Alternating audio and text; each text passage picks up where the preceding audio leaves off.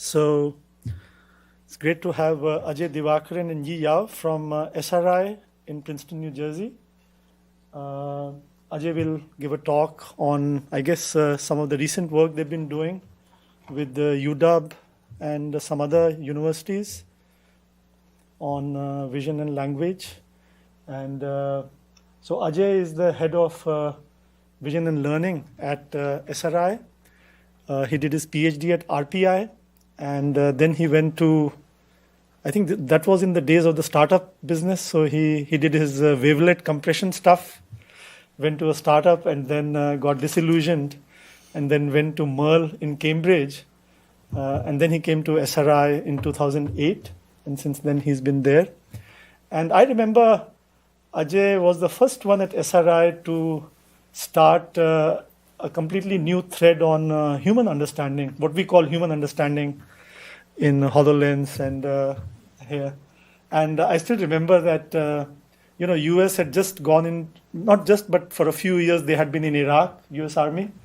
And one of the biggest problems they used to face is they knew how to fight. They didn't know how to deal with civilians. And that was the major problem in Iraq. So DARPA started a project called Good Strangers.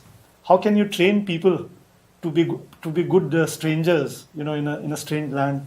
So Ajay was the first one who went with this concept to DARPA and said, we'll mount Kinects and other sensors, and we'll have a feedback loop where there is some scenarios being played in virtual reality and people start interacting. And that became a hit, really. He built a system with Kinects and other kinds of sensors, and people would get trained in being good strangers. And I think since then, he's continued. And G also has worked on many, many things, both at SRI, and she used to be at GE. And great to have you here. So Ajay Divakaran.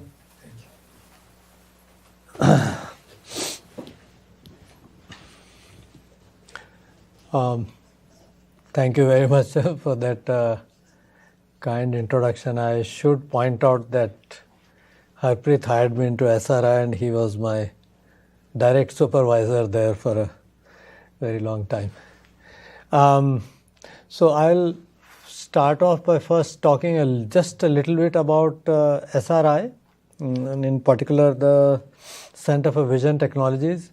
Then I will cover some of our work on applications of joint multimodal embeddings. And then I'll hand it over to Yi, who will describe to you some of our work on using a graph-based modeling of activity.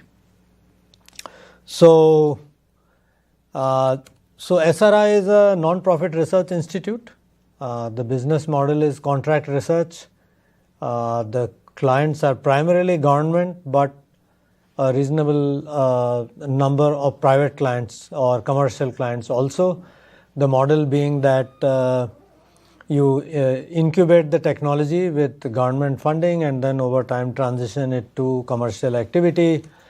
I guess these statistics are interesting in the sense that about half of the company consists of people who have at least a master's. So it's definitely a bit of a PhD heavy organization. But you see that the other half is not, which means that there's an emphasis on development or advanced prototypes rather than just research, pure research.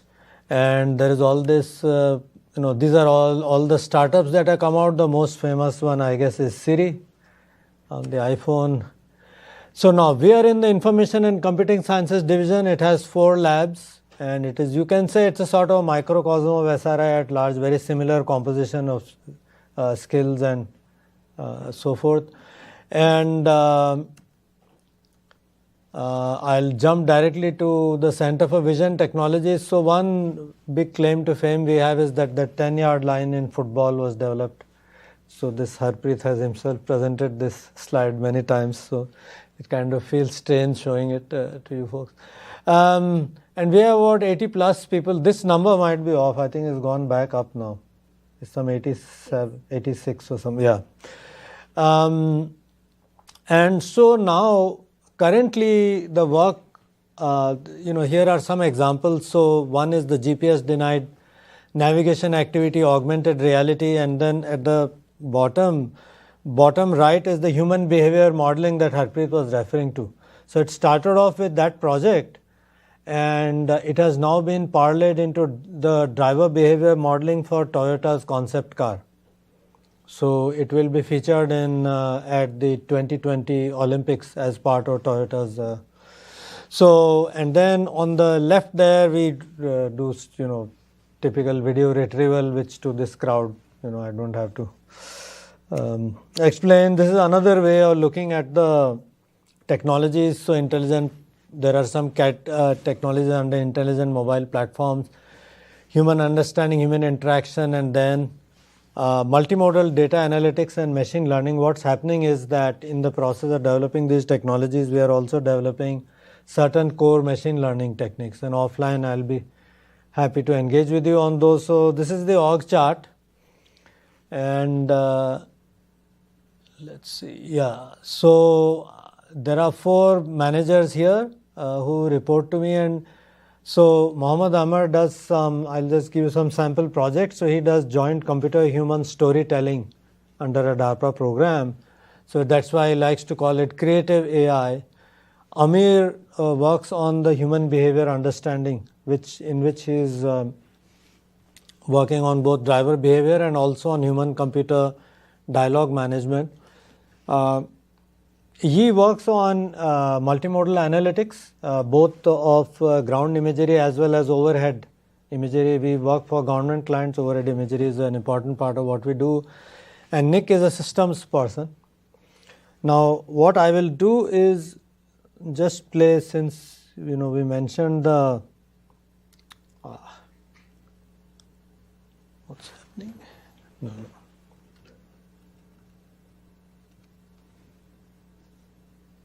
Is there a video?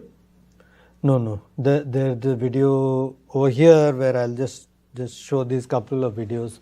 So this is our, this is the driver behavior console. And so I just wanted to give you a flavor of how. So the main challenge in this kind of problem really is the tremendous lighting variation that the auto environment offers you.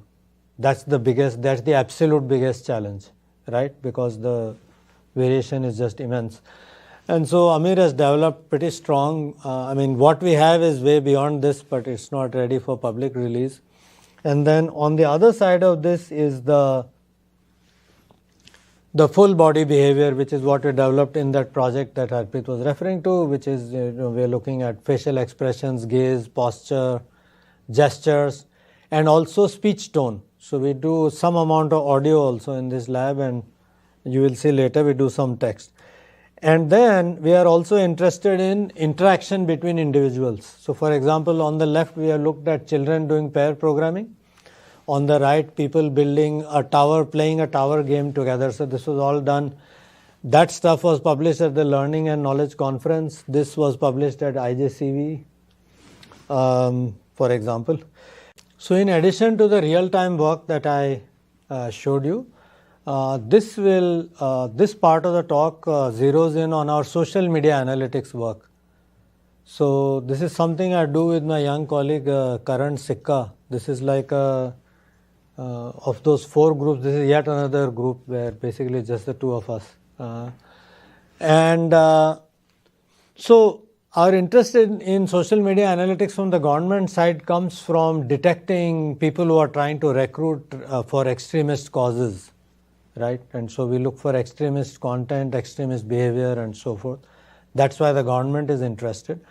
And the key is that these platforms have 2 things that make them really stand out. One is the sheer volume, and the other is the complete lack of constraints, meaning that people can put whatever content they like. People even may put a day's worth of Fitbit data on social media. Anything goes, right? So it's truly multimodal, truly vast. And so what it does is that it stretches the boundaries of whatever standard problems you want to solve. You're going to solve a much more magnified version of that problem. So that is sort of in the way of motivation. And platforms that we have looked at include Twitter, Instagram. We have put Facebook over there, but no, we don't have access to Facebook. But and surprisingly, YouTube functions as a social medium. The next time you go to YouTube, just keep this observation in mind. Now, the problem that we were interested in was modeling content reaction. So, given a piece of content, who would be interested in it? And given a group of users, what kind of content would they be interested in? We were interested in this problem because if you are trying to track extremist activity, when you see extremist content, you should know which group is going to be triggered by this kind of content, right? So that now obviously on the commercial side, it has an application to advertising and so forth, but for now. So more on the technical side, then what we are interested in is taking the modalities of speech, of text and images, and then projecting them into a common multimodal semantic embedding space. So basically you can say this is a multimodal generalization of embeddings such as word to vec. You can just see that that's pretty much almost exactly what's happening there, that you have paired data, and the pairing is what is important. So now why we are interested in applying it to social media is that this is a highly unsupervised kind of technique. So in social media that is good because getting labeled social media data is basically not possible. And social media has inherent pairing. So those are two things that encourage us to. So now there are some research questions associated with multimodal embedding. So you have seen work, I'm sure, on zero-shot learning, on captioning, visual question answering, learning better, word embeddings and so forth. So now our interest in this came from the social media analytics. So we were interested in, first of all, seeing if we could push zero-shot learning in a new direction. And we were also interested in finding out if we could embed the users and the content in the same space. So treat users as an additional modality and then have a three-way embedding so that I could have seamless three-way retrieval between all of those modalities. So that led us to first this problem called zero-shot object detection. So this is something we published at ECCV 2018. This came out of a project that we started as a summer intern under the DARPA Medifo project. And what we are interested in here is the not merely object classification, we want to also localize the object and it should be previously unseen. So I'll just flip through these in the interest of time. This is just some background material, right? That when you want to, this is basically saying that there are these existing techniques like YOLO, faster, RCNN, SSD, etc. But scaling beyond a few hundred objects and detecting completely new objects is still beyond the reach of these kinds of techniques. So now what is zero-shot learning? So let's, I'm going to state the obvious just so at least we have common terminology. So the idea is that you learn from seen classes, but then you predict on unseen classes. So that is you can say, a good definition of zero-shot classification. So then the question is, what is zero-shot detection?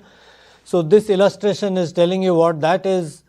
Detection is that in addition to saying that there is a cat in the picture, you are also saying exactly where the cat is or exactly where the dog is, right? And so now you are going to do this in a zero-shot fashion. Now, all the other problems such as occlusion, viewpoint clutter, etc. still come in play. There are some certainly obvious applications like robotics and surveillance. And the question is, do we really need thousands of training examples to deal with a new category? And our answer based on what we have looked at is no. So this is just a sketch of our approach to this problem. So what are some, so first of all, we want to take previous work in zero-shot learning. We don't want to create something out of whole cloth. But then the task is, how do we model the background? So what happens is that when you have all only previously seen objects, then the definition of background becomes very clear, because it is whatever is not in the class of seen objects is the background. The moment you have objects that you have never seen before, now there is a new class. So there is the typical background, which you could call a stuff class, like sky or a wall or water, right, etc.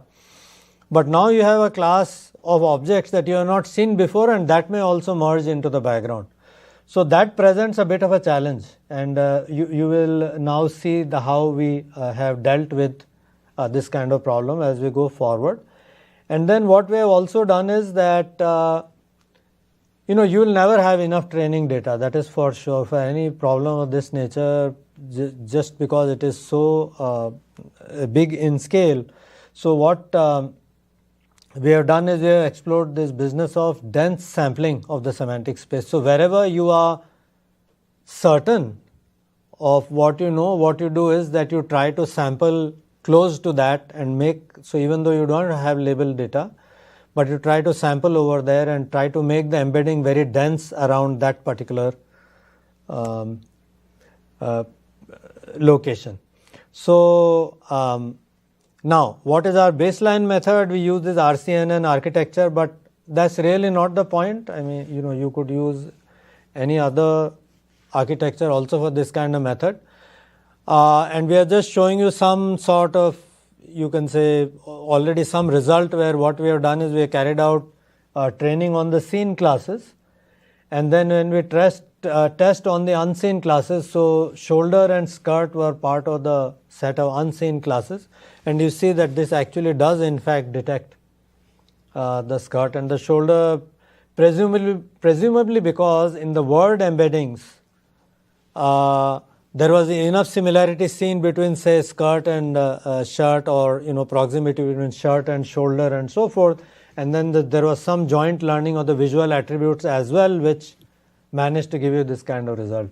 So I guess the idea is that in this embedding space, yes, all these concepts will be nearest neighbors versus other concepts. That's right. So the idea is that when you train this embedding, what you are trying to do is you are trying to pull similar things together, and you are trying to pull dissimilar things apart.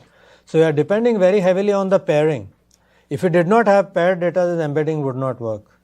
So what is the testing scenario like in object detection?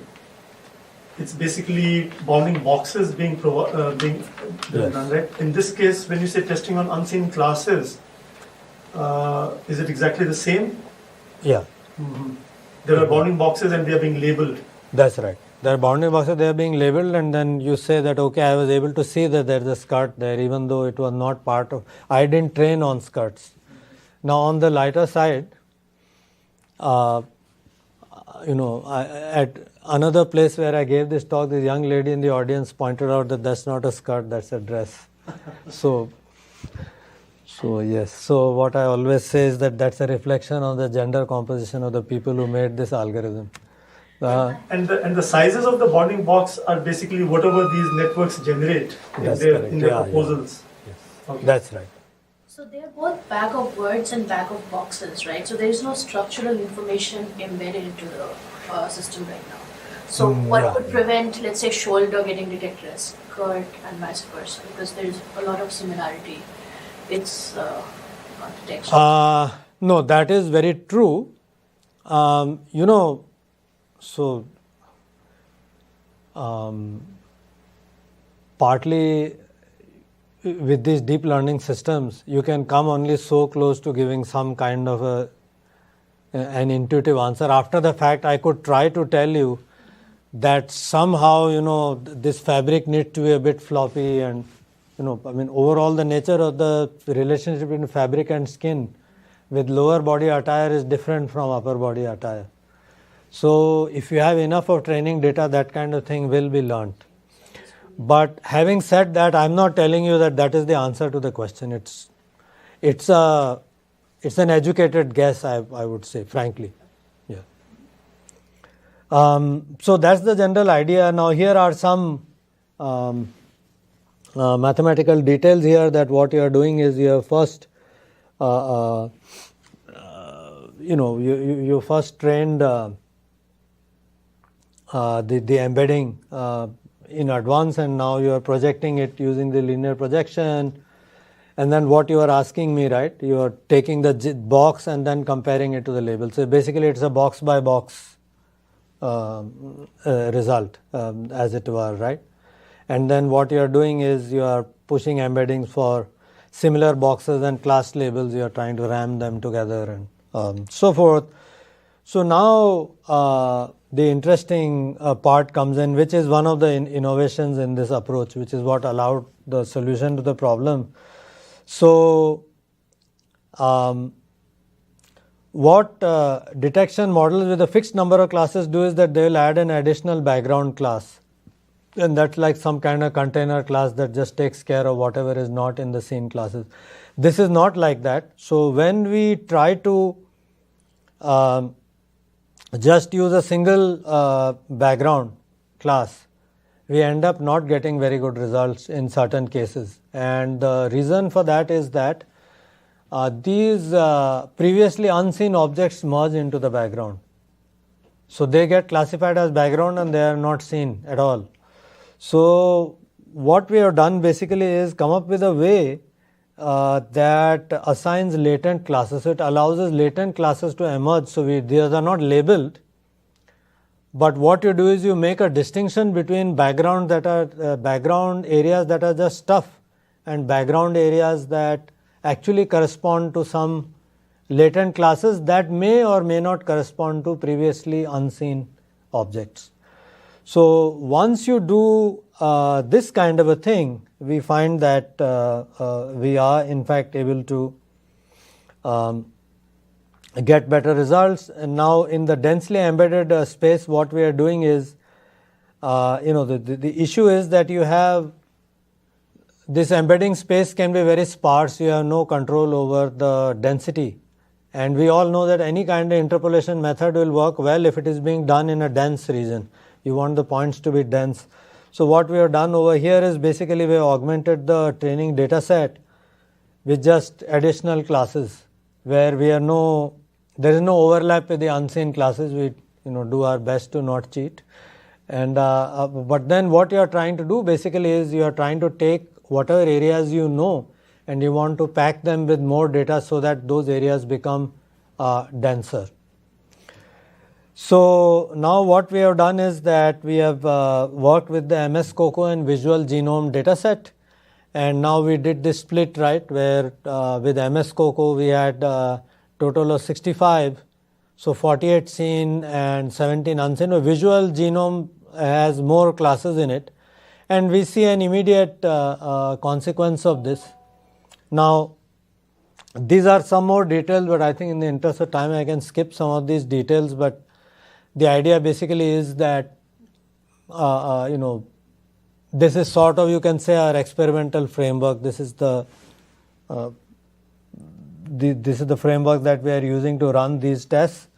And so what happens is that for the visual genome, having this kind of procedure where you are letting these latent classes emerge in the background actually helps and you get the best results.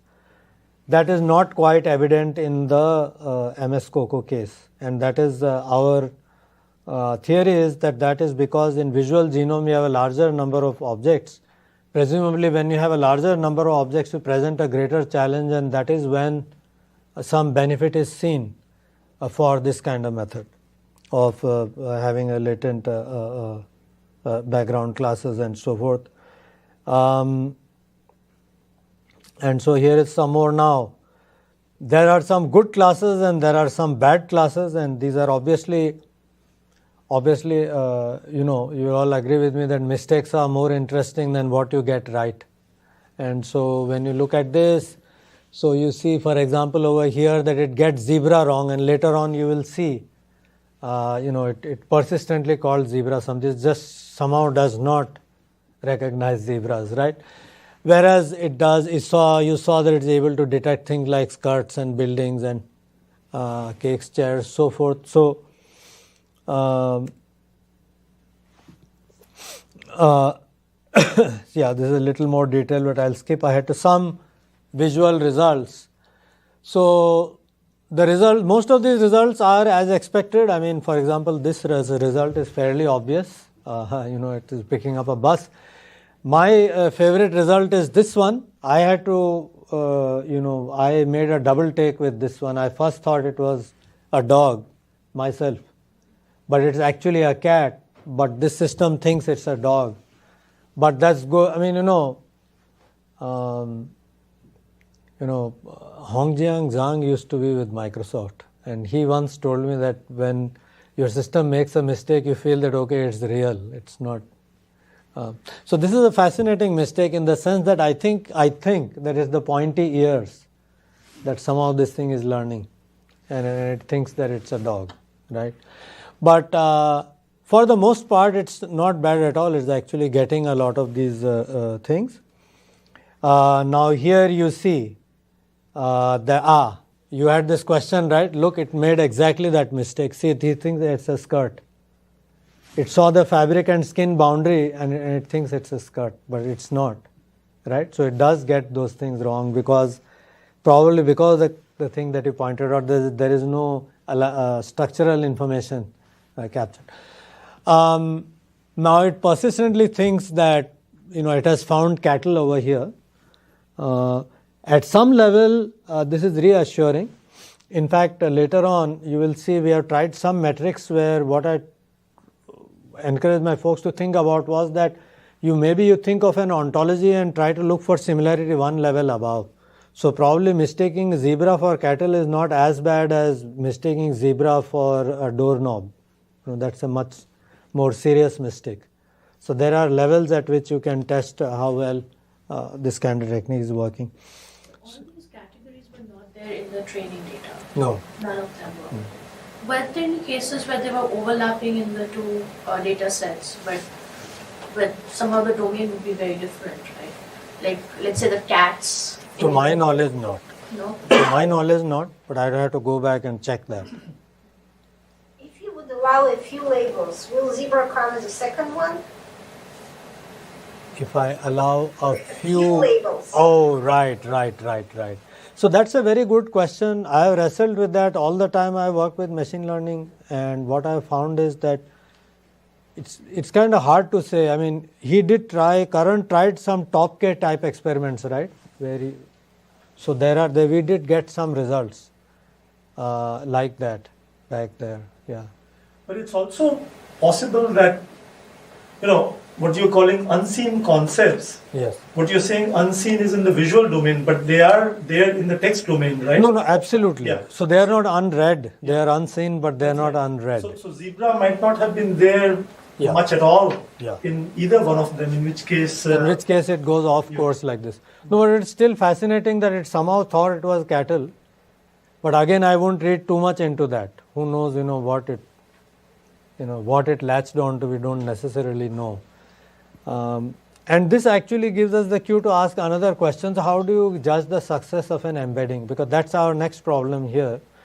Because we start off with these multimodal embeddings for social media now.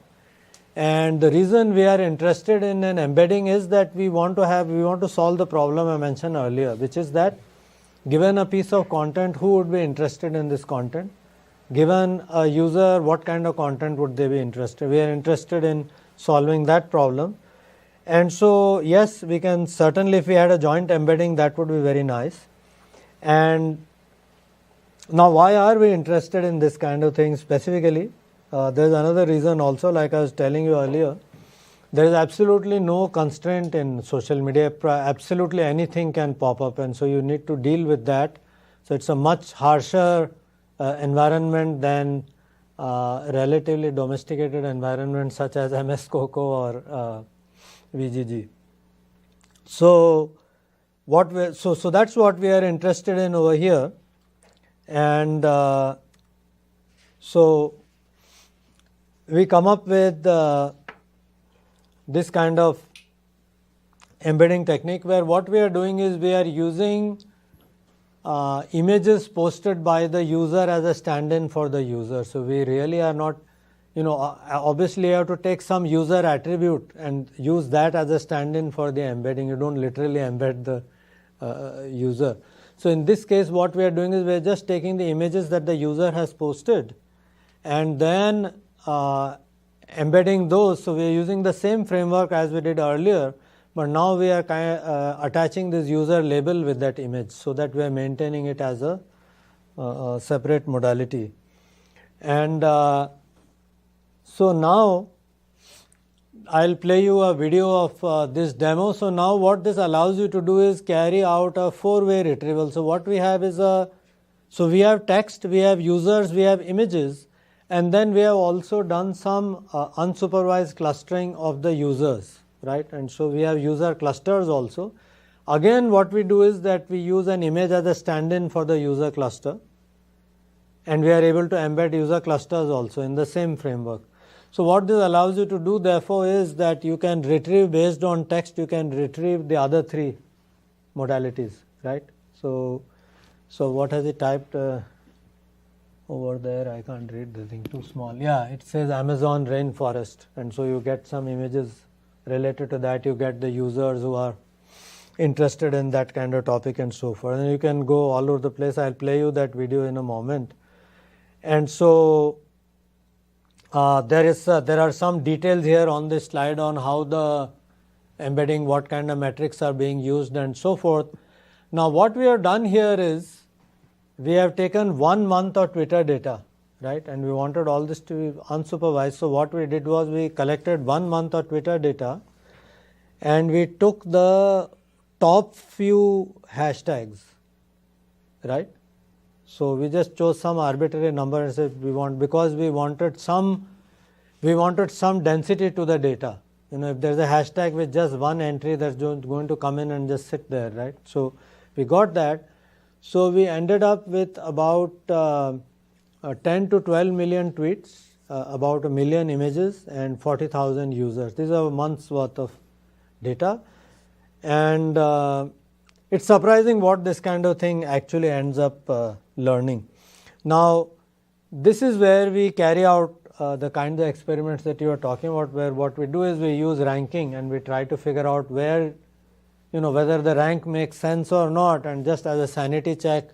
So we first test only with text, only with images, or only with users, and we find we are at least much better than random. And then as we start adding modalities, as we start pairing them up, you see that the rank starts to improve. And then here are some results with other variations. And this is in general, it's a bit of an interesting problem that, exactly how do you evaluate an embedding, right? How do you believe in embedding? How do you know what it has learned and all that? So our operational definition is that if for our task it gives results that make sense, then we believe this embedding. And that's, we sort of have a restricted definition of the efficacy of the now you see that we have played around with different kinds of things, right? You can use it with glove, which is pre-trained on a very large corpus, or you can limit it, because there are some interesting aspects on the text side also. The interesting aspects are that the kind of language you see in social media is very different from what you see in the formal documents that things like glove and word2vec have been trained on. So lots of informal language, lots of these so-called stop words. So you have to do some cleaning, processing and all that. So there is that on that side of things. And so here there are some more detailed results where the joint model, are you using a GRU instead of convolutional network and so forth. The user clusters that I showed you, what we do is that those are unsupervised, but we find that interestingly these clusters actually seem to make some sort of semantic sense. For example, this seems to be around British politics, this box over here. The other ones we have put some images, so you see soccer images and soccer related themes are sort of falling together and so forth. And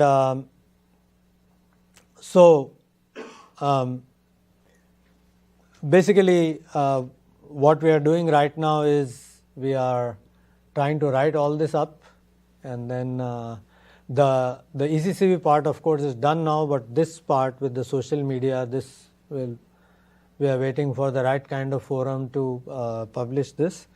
What I'll do is I will quickly play you a video and then I'll hand it over to Yi to talk to you about. So now you see this is the, so I already told you about this data, this is 1 month of Twitter data and so forth. And now see he types in over there, he'll type in the box, he types in say vegan food. So when he types in vegan food with the embedding he gets this retrieval. So it's interesting that 1 month of Twitter seems to have images related to vegan food. So these embeddings have used labels associated with images when the embeddings are created. Yeah, basically captions. Captions. Yeah. Captions, sometimes it's loose also, if there is no caption but there is some kind of text associated with that tweet. That's the difficulty with this kind of data. But now you see that it is doing retrieval from all over the place, right? Retrieval starting from the image side, retrieval again starting from the text side, but also from the user side or the user cluster side. So we had done this kind of work where we were interested only in rabble rousing video. We published that at ICMI, but this is a generalization of that work. Now you have a general content model which allows you to predict given a piece of content who would be interested in it. So what I'll do is that I will pause over here and I can certainly take a couple of questions and let me. Are there any surprising results in this which you wouldn't expect but they are plausible? The surprising results are the kinds of topics that pop up. For example, we typed in fashion, not quite knowing what to expect, and we were very surprised. You type in some designer or something. The breadth of topics is a big surprise with this, because there is no way for us to actually probe that. There is no easy way for us to probe. But yeah. So I'll hand it over to Yi. She'll tell you about. Okay. Next, I will switch the gear a little bit, talking about some of the video analysis work we have done. So this is also included the multimedia, because video is one source of the data format. So in here, we just use action segmentation as our task. This is a slide to show that action segmentation needs to be done at different granularity levels. And to segment long videos, we need to do inference over long temporal span in order to include the dependencies, causalities, and also some temporal ordering of the actions. But at the same time, we need to provide sufficient details to differentiate two similar actions, even at very short temporal span. So to support these two requirements, actually we started to work on this graph-based representation. So we call it the activity object attribute graph. So basically it has two levels. On the top we have we call it activity graph. So it traces multiple threads of activities. So this level we can do inference over long temporal span to include causality, dependencies, and ordering of the actions. On the bottom level, we have the object attribute graph. This one, we have detailed information about the objects associated with the activity or action, as well as their attributes, status, or status changes. So with this level, with this amount of detailed information, we can differentiate two similar actions. And also in our object attribute graph, as I mentioned, we also check the status change of the objects or even the actor. In this way, we can not only infer the explicit observations, but also implicit consequences. So this is important for some applications where the observations are noisy, we have missed detections, or even sometimes we don't have the observation at all because of the non-overlapping camera field of view. So this is a high-level like illustration of our framework. On the bottom, we have the input image frames. Then we extract all kinds of descriptors, including objects, attributes, actors, actions, motions, and also sometimes we include the scene descriptors. Then based on this spatial temporal graph, then we apply what we call the stacked spatial temporal graph collusional network. I will give you more details later, but our network has three major improvements. The first, we allow arbitrary temporal connections so that we can account for a large amount of graph deformation. And also, as I mentioned, we will use all kinds of descriptors, object, actions, scenes, to deal with complex activities. So we need a method to support features or support nodes with different feature length. Excuse me? Yes. What do your nodes represent? So I think here we have different kinds of nodes. You will see we have like object nodes here and also actor nodes. Actually, in our implementation, we also include the scene nodes and motion nodes. So these nodes, it's not, it can be like actor specific. Then we will have all kinds of nodes to describe different aspects of the actions. So it's not like we are dividing the nodes per actor, but we will have. It's not an action, right? It's not a table or chair. Yeah, that's object nodes. So for action, you will have object nodes. So if we go back here, so on the top we have the, this is the activity nodes. So these are the actions, but under for each activities, we will have the actors as well as the objects. So actually in our implementation, we also add the scene. So all kinds of descriptors. So these nodes can be like a bunch of collection of the information that is carried in the frame. And the edges?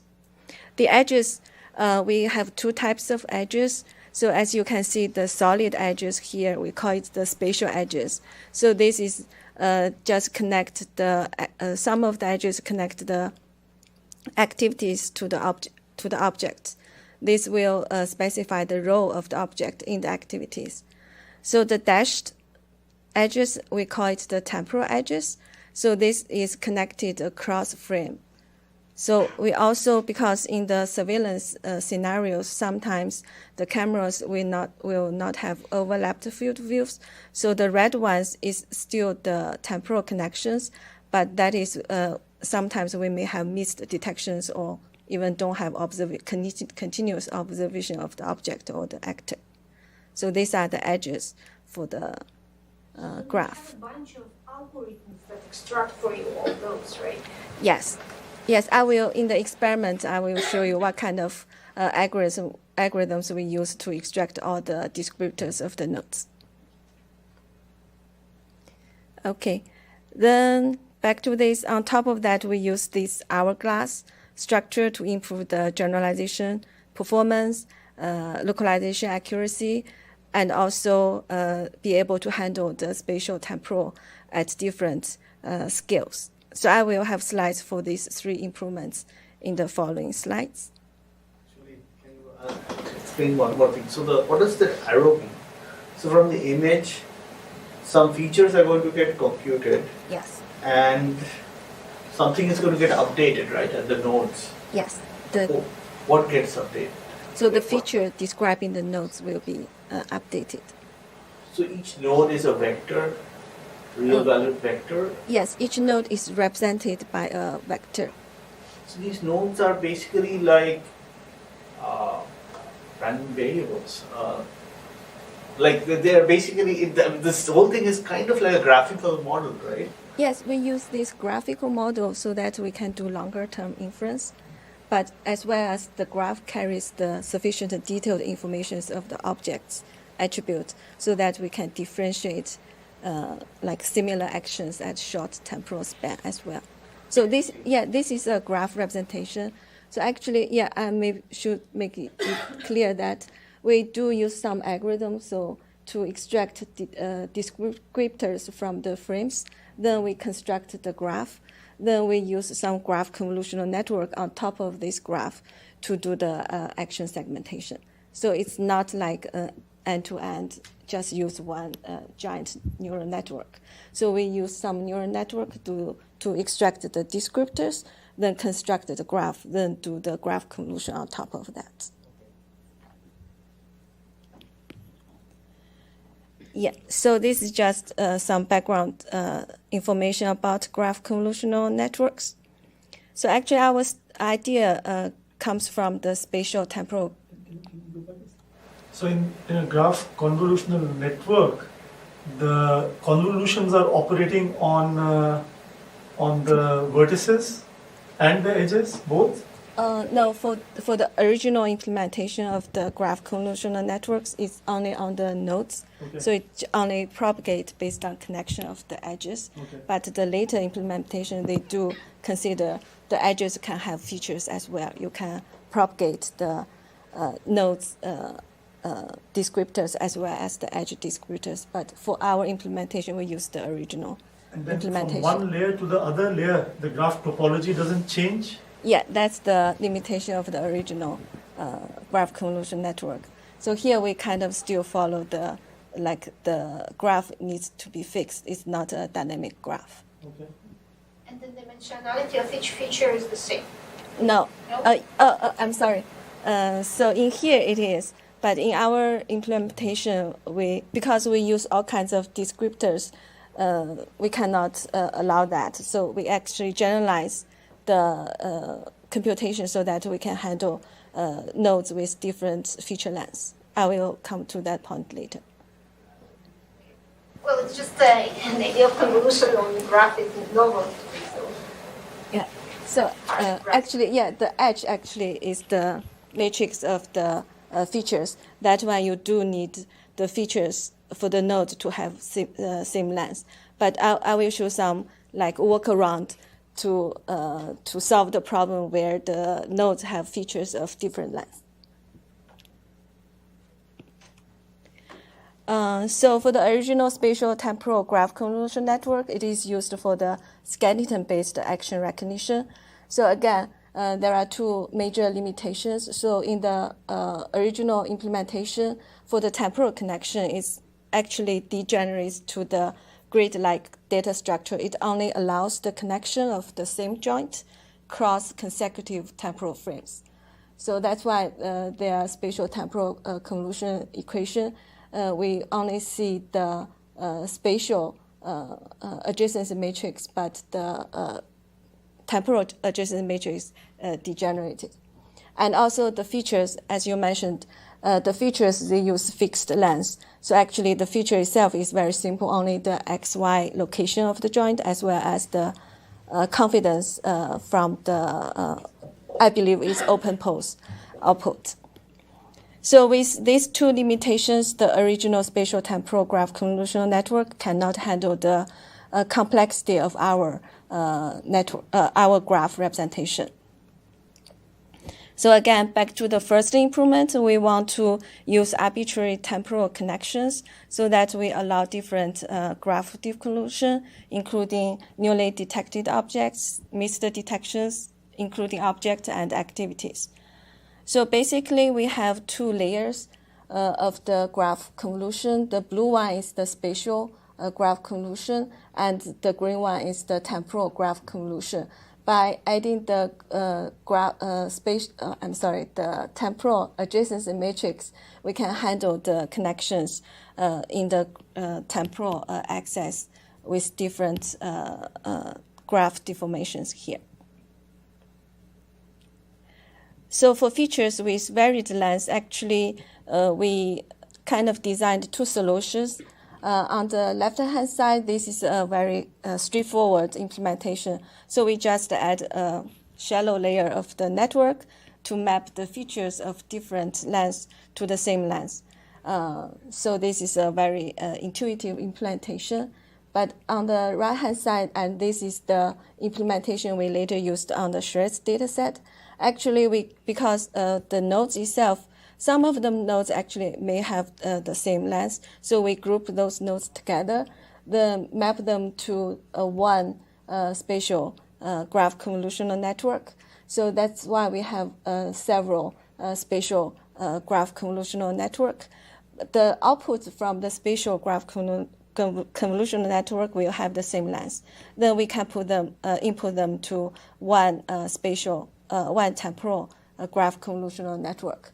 But so the edges between one object and another object, between one object and an actor, are they all based on spatial sort of nearness, or how does the graph get set up between? Yes.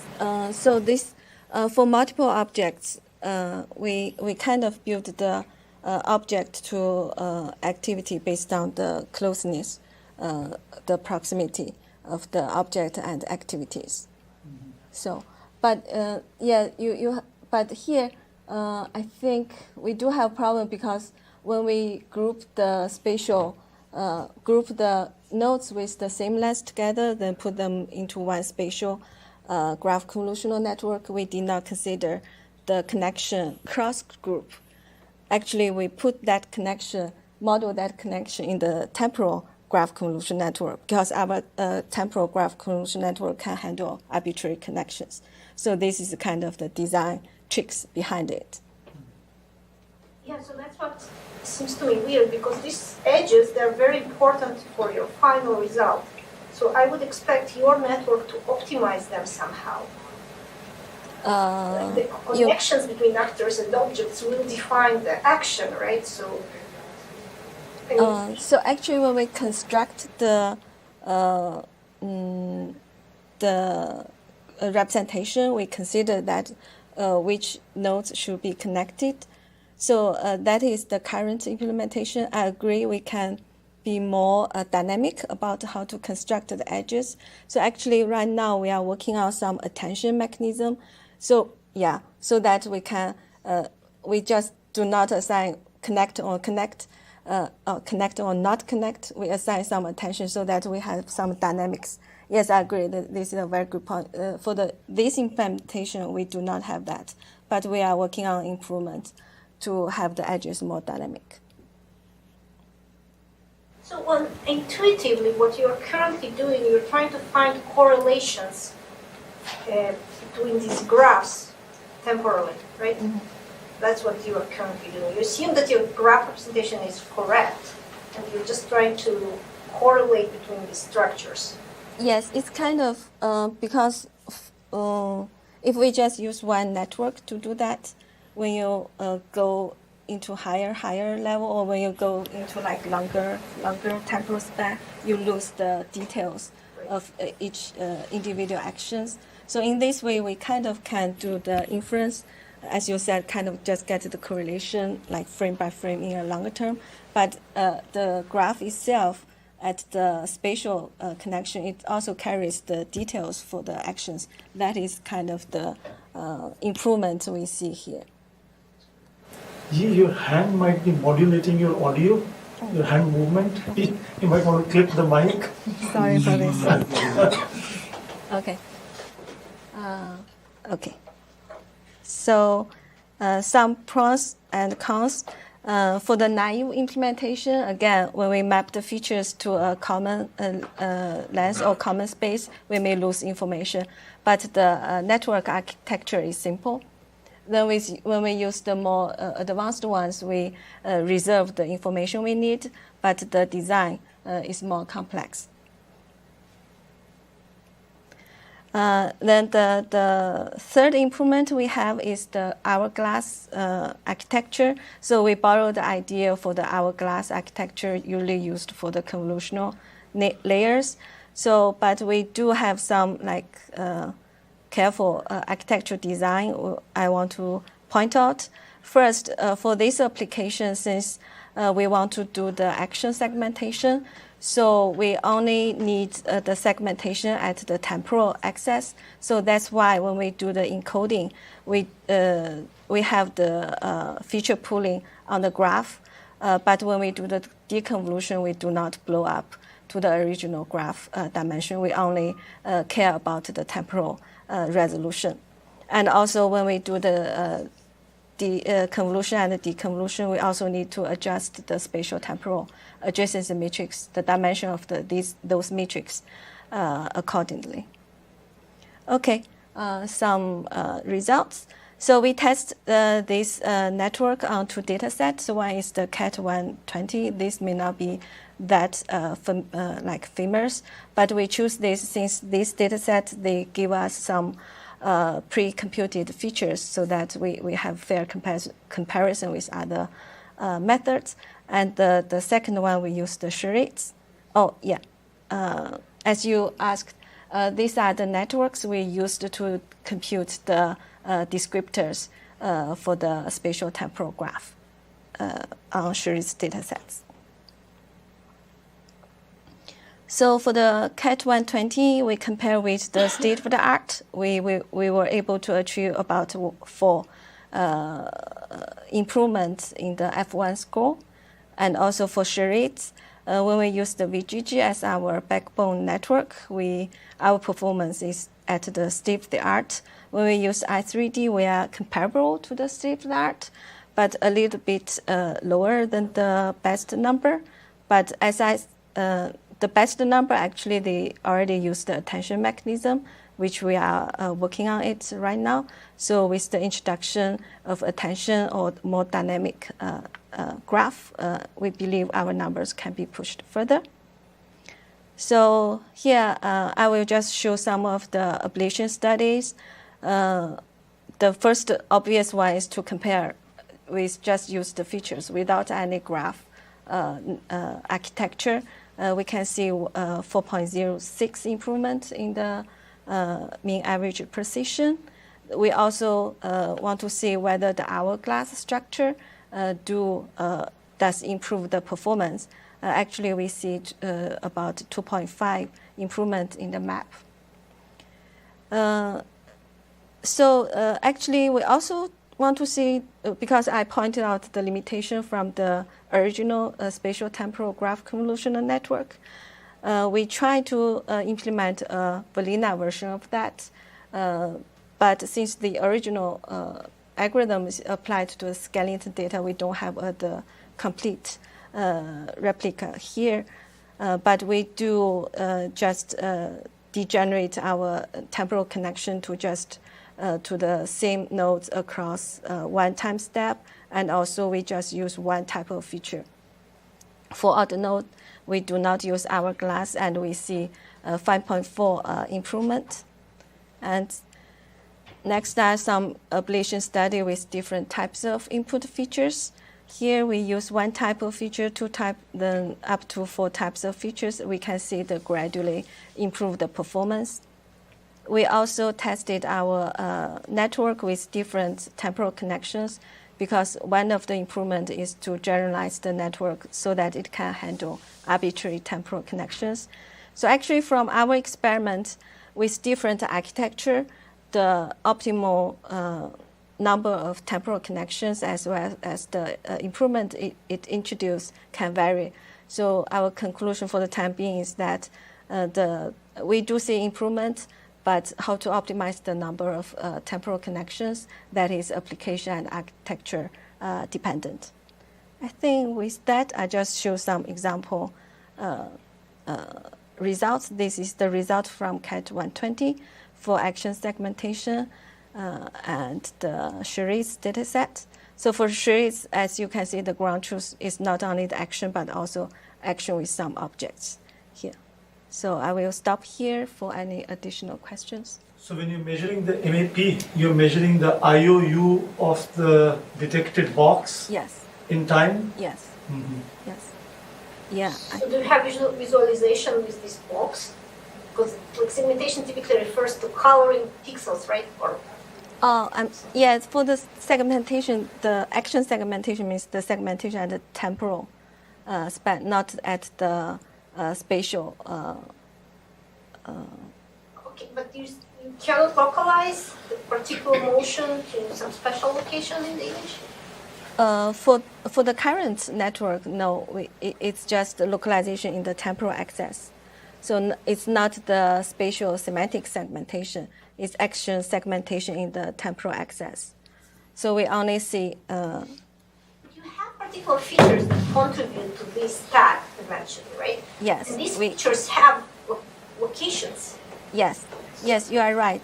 Actually, with the object, we can localize. But yeah, I should say that for this experiment, we can localize. But for action segmentation task itself, it does not require the spatial localization. So it only requires the temporal localization. So when we do those maps, so the IOU is also TIOU. That's the IOU along the temporal span, not the spatial locations. So with either of these data sets, the MAP numbers are relatively low in general, Yeah, right? for sure it's So do you think that an evolutionary approach will increase the performance just by adding to these networks, or something completely new is required to go to the next jump? So actually, this is kind of our motivation to use graph convolution network, because we think the end-to-end maybe it's not the solution. We do need some structural data. You use those end-to-end to get features, the structured inference. So that's our motivation here. But again, as I said, this is just the first implementation. We want to introduce more complex graph that is adding the dynamics with the attention. We also need to add the different edge features. So for now, the edge is just saying these two nodes connect or not. We believe with all this extra information, this can guide us to a better performance with this graph structure. Yeah, that's our motivation here. So when you populate the graph structure, what happens if you make a mistake in populating it? So for instance, you're saying that this person is interacting with these two objects, for instance, right now, right? What happens if that early thing is wrong, and so the graph you construct is wrong in turn? Yeah. For the time being, the spatial ones, we kind of do not have any correction. But with the attention, we can allow more connections, let the network to attend to the specific edges that contribute to the final decision. But for the temporal ones, we already allow some redundant connections. So that's kind of, again, we need the attention to make it more dynamic. For the time. That's the beauty of end-to-end learning, right? It helps you avoid this sin of early commitment. Yes. That you're committing to some interactions. Could you learn these structures also? For this one, we kind of want to have some structure in the inference. Otherwise, at the that semantic level, we think you need those structures instead of like a black box let you choose anything you can. But I agree how to make the transition between the end-to-end learning to how the network, to the kind of from the black box to the structured data, the interface. How do you allow some capability to correct early errors? I agree, that's kind of also some research direction we can look into. I'm curious if graph structure learning has ever worked before. Because I remember Daphne Collar used to work a lot on that in the early 2010, 2011. But that's a harder problem, I guess. It's better to learn the potentials, the univariate binary potentials. Also, I guess as Maria was pointing out, that ultimately if your goal is to be able to figure out what is responsible for a certain action, which objects, which particular hand movements, it seems that if you have explicitly represented nodes which can ultimately tell you that, then somehow you need to represent that explicitly, right? Also, end-to-end typically requires way more data. And I think the last CVPR, the best paper was about how you can combine different tasks to solve a new task. And this combination typically reduces the amount of data that you need for it.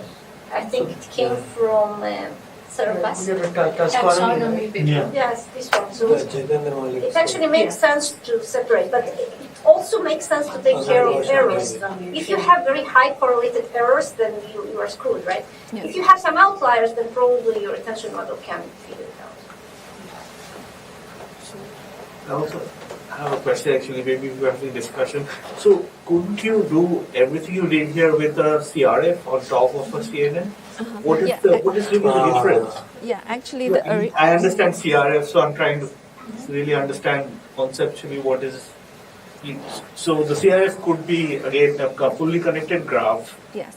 All the nodes you have in the graph could be the nodes of the CRF, and you could have this pairwise potential. Yes, yes. Actually, I will see a couple of years ago, Ali Fahadi, it's kind of almost I will say one of the first couple of papers tried to use the features from the deep networks, then use the graph representation to provide some structure for complex or the action segmentation.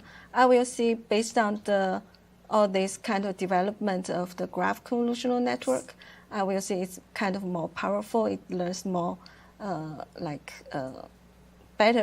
learns more inference capability from the data. So agree.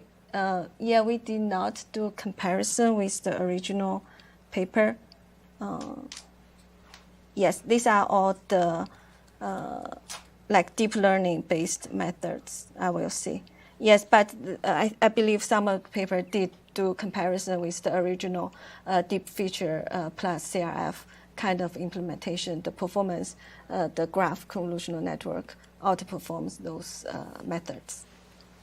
Also, there's this Thumos challenge, right? Which one of the challenges there is to localize actions. Mm-hmm. You mean spatial? Yeah, like in Thumos, THUMOS, yeah. right? Yeah. So I thought that in that one people had better results. Yeah. That one has better than the charades. Okay. Yeah, we kind of pick up the charades because in their annotation, they have some annotation of the objects. Okay. Those kind of, but for the thermals, they don't. Okay. So what is I3D plus super events here? What is super events? So this is what they called, I cannot remember what the super events mean, but I3D is a 3D convolutional network. Sure. Yeah. I think they do some hierarchical structure of the events, so that's why they call it super events. But they also do some attention. Like super pixels. They put the hyphen, so that's Okay, that's true. otherwise, yeah. Super pixel, I haven't seen hyphen.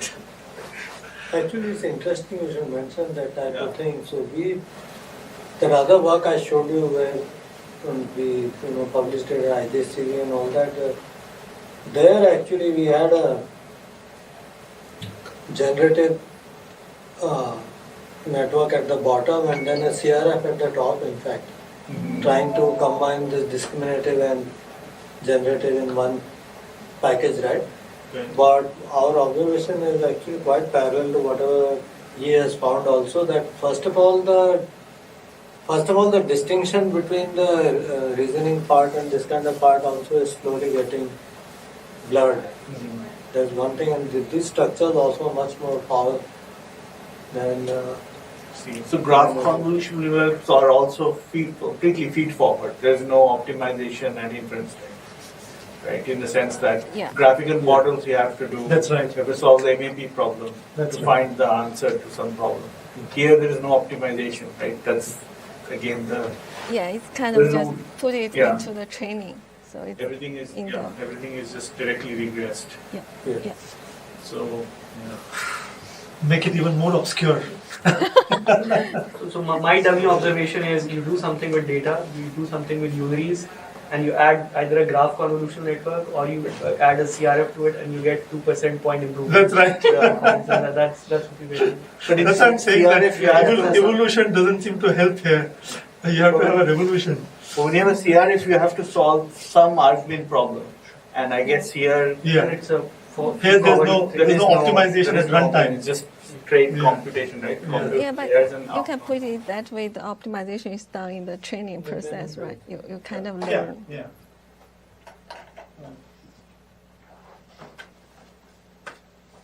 Great. Okay, thanks. Thanks a lot. Yeah.